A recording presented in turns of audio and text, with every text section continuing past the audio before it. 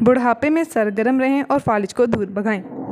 एक तहकीक में खबरदार किया गया है कि बुढ़ापे में की जाने वाली गैर फ़ाल सरगर्मियाँ बूढ़े अफराद में फालिज के खतरात को 14% तक बढ़ा देती हैं। यानी जिस्मानी मुशक्क़त और सरगर्मी ना करने से इस मर्ज़ का ख़तरा बढ़ सकता है। यूनिवर्सिटी में तहकीक की गई थी कि वो लोग जो दिन के 13 घंटे से ज़्यादा का अरसा बैठे बैठे गुजार देते हैं उनको और इन लोगों की निस्बत जो 11 घंटों से कम का अरसा इस तरह से गुजारते हैं फालिज में मुब्तला होने के इम्कानात ज़्यादा होते हैं। इसके बरक्स रोज़ाना 25 मिनट की मामूली सी वर्जिश करने से फालिज में मुब्तला होने के इम्कानात में 40% से ज़्यादा कमी देखी गई। आलसीपन हमारी शरीयानों में चर्बी बनने का सबब बन सकता है, जिसके नतीजे में अमराज़े कल्ब में मुब्तला होने के इम्कानात में इजाफ़ा हो सकता है। जिस्मानी सरगर्मियाँ कोलेस्ट्रोल, फ़शार खून में और चर्बी में कमी लाकर फालिज के ख़तरे को कम करने में मदद देती है। फालिज एक ऐसा मर्ज़ है जो सिर्फ जिस्म के किसी हिस्से को मफलूज नहीं करता बल्कि मौत का सबब भी बन सकता है। फालिज का हमला उस वक़्त होता है जब दिमाग को खून पहुंचाने वाली किसी शरेयान में खून और ऑक्सीजन ब्लॉक हो जाए या फट जाए। और हाँ, अगर आपका ख्याल है कि ये सिर्फ बुढ़ापे में लोगों को शिकार बनाता है तो ऐसा बिल्कुल नहीं है। दर हकीकत फालिज किसी भी उम्र के अफराद को हदफ बना सकता है, जिसकी वजह आज का तर्ज ज़िंदगी है जो फ़शार खून को बढ़ाकर इस जानलेवा मर्ज़ का ख़तरा बढ़ा देता है।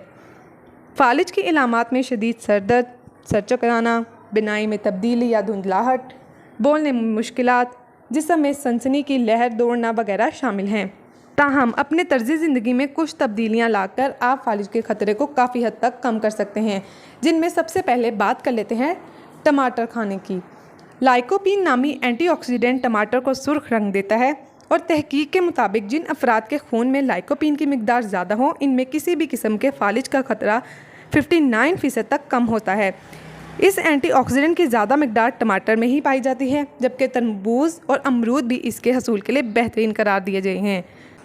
इसके बाद हम बात कर लेते हैं कि पसीना बहाने से हम फालिज के ख़तरे को कैसे कम कर सकते हैं। वर्जिश करना भी फालिज के ख़तरे को कम करने का एक बेहतरीन ज़रिया है। तहकीक के मुताबिक ये बात सामने आई कि मोतदल से सख्त वर्जिश जैसे जॉगिंग या साइकिलिंग से खामोश फालिज का ख़तरा कम होता है, जो याददाश्त के मसाइल का बाइस बनता है।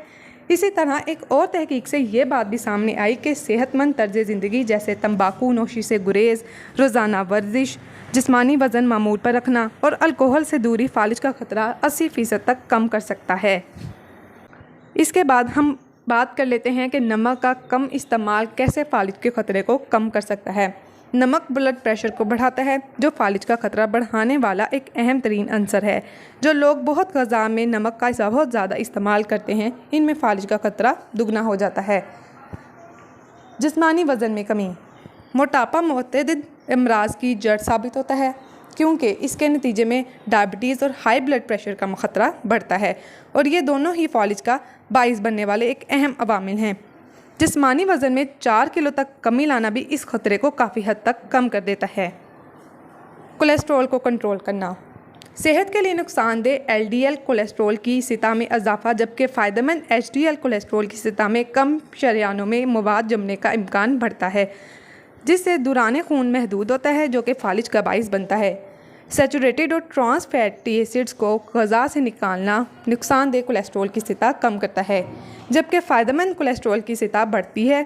इस हवाले से डॉक्टर की तजवीज़ करदा अद्वियात का इस्तेमाल भी फ़ायदेमंद होता है। दिल की धड़कन पर नज़र रखें। दिल की धड़कन में बेतरतीबी से फालिज का ख़तरा 5 गुना बढ़ जाता है।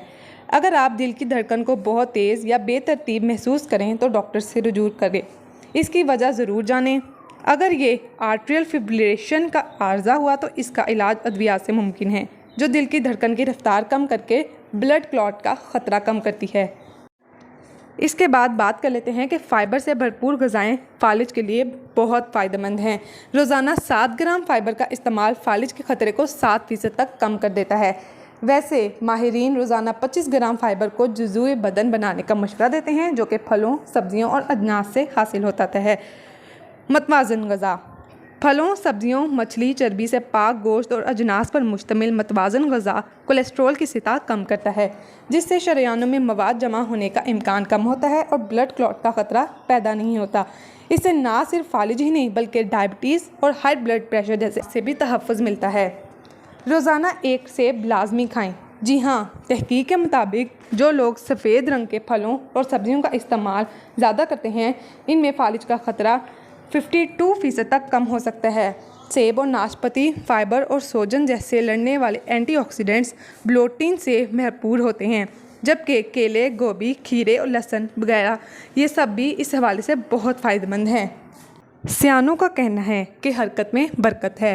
हरकत यानी एक्टिविटी, मूवमेंट, हिलना जुलना, यही ज़िंदगी की इलामतों में से एक है। और अगर किसी वजह से ये हरकत कम हो जाए, जामद हो जाए या ख़त्म हो जाए तो ज़िंदगी में बहुत से मसाइल का हमें सामना करना पड़ सकता है। इसलिए अगर आप ज़िंदगी का सुकून चाहते हैं तो हरकत करते रहें और अपने आप को ऐसी ख़तरनाक बीमारियों से महफूज कर लें।